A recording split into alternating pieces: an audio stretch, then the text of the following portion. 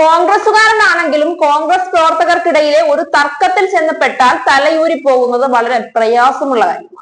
നീണ്ട കാലത്തെ പരിശ്രമം കൊണ്ട് രാഷ്ട്രീയ രംഗത്ത് പേരുണ്ടാക്കിയെടുത്തവർക്ക് സ്വന്തം പാർട്ടി തന്നെയാണെങ്കിലും എന്തെങ്കിലും പ്രശ്നങ്ങൾക്കിടയിൽ തല വെച്ചു കൊടുത്താൽ തല പോലും ബാക്കി കാണില്ല എന്ന് ഉറപ്പുണ്ടെങ്കിൽ അത് ചെയ്യാതിരിക്കുന്നത് തന്നെയാണ് നല്ലത്.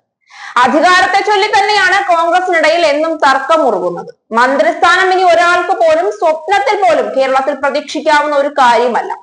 ഓരോ സ്ഥാനങ്ങളിൽ ഇരിക്കുന്നവർ അവിടെ നിന്ന് എന്തു പറഞ്ഞാലും ഇറങ്ങാൻ തയ്യാറാകില്ല. 2 ദിവസമായി KPCC അധ്യക്ഷ സ്ഥാനത്ത് നിന്ന് കെ സുധാകരനെ ഇറക്കുന്നതും ആന്റണിയെ അവരോധിക്കുന്നതുമാണ് കേരളത്തിന്റെ മാധ്യമ ലോകത്തെ ചർച്ചാ വിഷയം. ഇറങ്ങിയേ പറ്റൂ എന്ന് ഹൈക്കമാൻഡും ഇറങ്ങാൻ പറ്റില്ല എന്ന് കെ സുധാകരനും പറഞ്ഞതോടെ വീണ്ടും കോൺഗ്രസിനുള്ളിൽ പുതിയൊരു തർക്കത്തിന് വേദിയൊരുങ്ങി. സുധാകരൻ ഒഴിയില്ല എന്ന് ഉറച്ച് കോൺഗ്രസിലെ ഒരു വിഭാഗം പ്രവർത്തകരും സുധാകരൻ ഒഴിഞ്ഞേ പറ്റൂ എന്ന് ഉറപ്പിച്ച് കോൺഗ്രസിലെ മറ്റൊരു വിഭാഗവും രംഗത്ത് വന്നതോടെ കാര്യം കൂടുതൽ വഷളായി. എന്തുദ്ദേശിച്ചാണോ ഹൈക്കമാൻഡ് കേരളത്തിലും KPCCയിലും DCCയിലും അഴിച്ചുപണി നടത്താൻ ശ്രമിച്ചത് അത് വയ്യാവേലിയായെന്ന് പറഞ്ഞാൽ മതി. ഒടുവിൽ ആന്റണി തന്നെ താൻ ഒരു തർക്കത്തിനും ഇല്ല എന്നും തനിക്ക് അത്തരം വിവരങ്ങളൊന്നും എവിടെ നിന്നും ലഭിച്ചിട്ടില്ല എന്നും കെ സുധാകരൻ മാറേണ്ട അവിടെ തന്നെ ഇരുന്നോട്ടെ എന്നും പറഞ്ഞ് തടി തപ്പി. ഞാൻ പോലും അറിയാതെ എന്നെ സിനിമയിലെടുത്തു എന്ന ഭാവമായിരുന്നു ആന്റണിക്ക്. KPCC അധ്യക്ഷ സ്ഥാനത്ത് നിന്നും കെ സുധാകരനെ മാറേണ്ട ആവശ്യമില്ല എന്ന് പത്തനംതിട്ട MP ആന്റണി പറഞ്ഞു.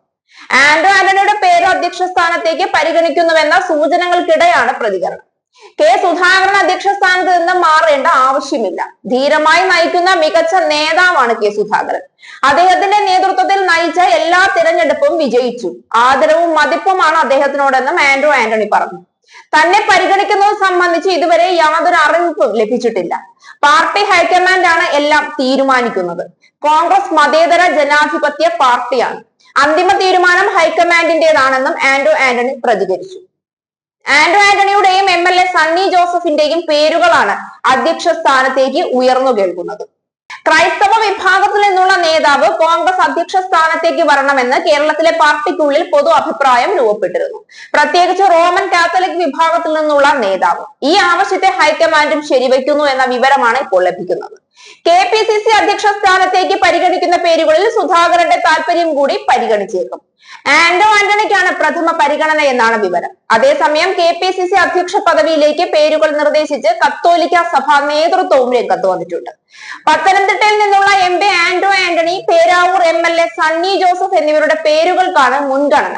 സഭാ താല്പര്യം ഹൈക്കമാൻഡിനെ അറിയിച്ചു.